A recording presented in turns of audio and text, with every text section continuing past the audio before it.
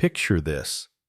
You're halfway through your morning coffee, the world's still waking up, and you find a letter from your HOA that slaps you with a $25,000 fine for get this too many cars in your driveway.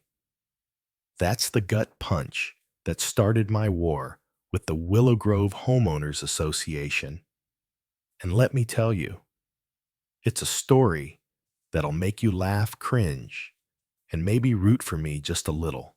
I'm Jake, a guy who thought he had suburbia all figured out, until one petty tyrant pushed me to pull off something nobody saw coming. I'm a property developer, been navigating the maze of real estate laws for years, so I know my stuff when it comes to land and contracts. My wife Laura designs gardens for a living, always sketching out these gorgeous landscapes. And our son Ethan, he's off at college studying to be an engineer.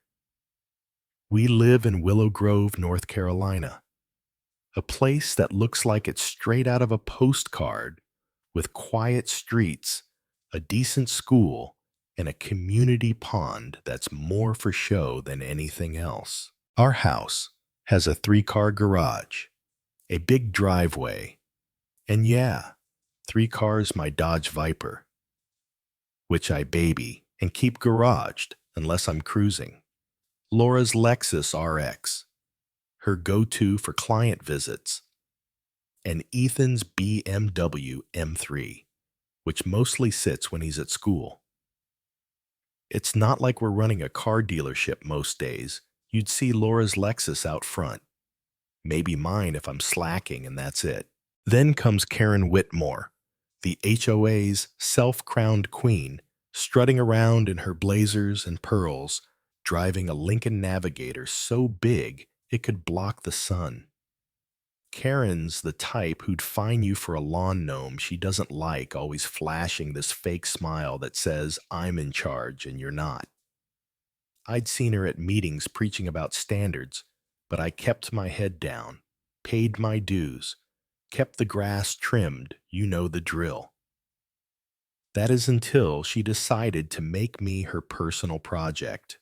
It started with an email, all prim and proper reminder. No more than 2 vehicles parked outside a garage. I shrugged it off. Ethan was away. His car was garaged. My Viper barely left the house. A week later, another email, this one with my name in bold parking violation. It said we had 3 cars consistently out. I was like, what? Maybe Ethan was home for a weekend, and we had all 3 out. Once, I sent a polite reply. Included a photo of our near-empty driveway, figured that'd shut it down. Yeah, no, Karen wasn't here to play fair. A certified letter showed up next with a blurry photo taken from some stalkerish angle showing 3 cars from Ethan's last visit. The fine $750. I called her, still trying to be the bigger guy. Karen, this was a one-off, I said. We normally have 1 car out, 2 tops. Her voice dripped with fake sweetness. Jacob rules keep our community classy. 3 cars just looks tacky. Tacky, I bit my tongue and said I'd bring it to the board meeting. That meeting was a masterclass in petty. Karen sat there like a judge, flanked by her yes-men Greg and Linda, who looked like they'd applaud her grocery list. I showed photos, Ethan's school calendar, even offered to put up a camera to prove my point. Karen just tapped her pen and said, "Your cars are a bit showy, Jacob. Not the Willow Grove vibe. Showy in a neighborhood with Teslas and her own tank of a Navigator." I pointed that out, and Greg jumped in, "Mrs. Whitmore's vehicle is 1 unit, and she's president." My eyes nearly rolled out of my head. The fines kept rolling in $2,000, $5,000, $15,000, like Karen was shaking me down for sport. Each one came with new violation dates that didn't match reality. I sent emails, more photos, even had Laura write a statement. Nothing worked. Then the hammer dropped a $25,000 fine with a lien threat if I didn't pay. That's when I stopped seeing red and started seeing strategy. Karen had no idea who she was dealing with. I wasn't just some homeowner.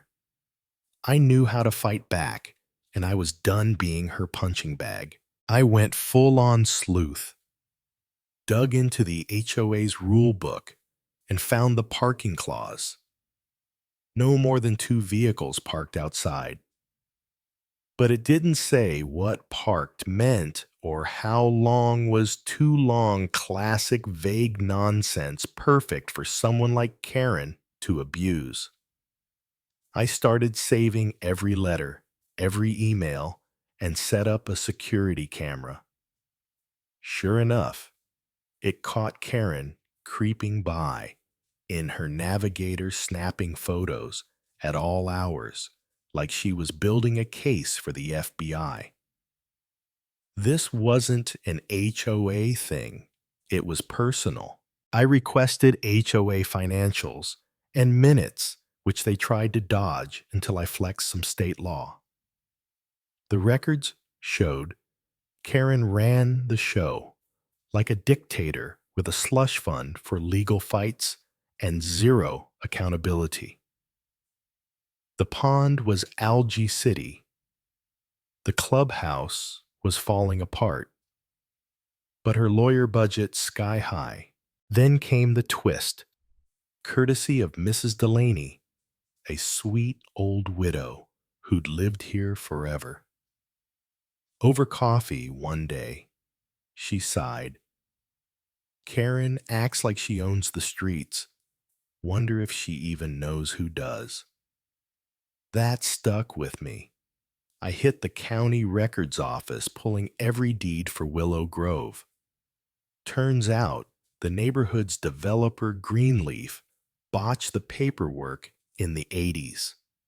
The main road to our section, its title was a mess, never fully transferred to the HOA when Greenleaf went bust. Those rights were floating out there unclaimed. My developer brain lit up. This was my way in. I called Rachel Cohen, a real estate lawyer who thrives on messy titles. She was skeptical, but dove in, and soon she was grinning.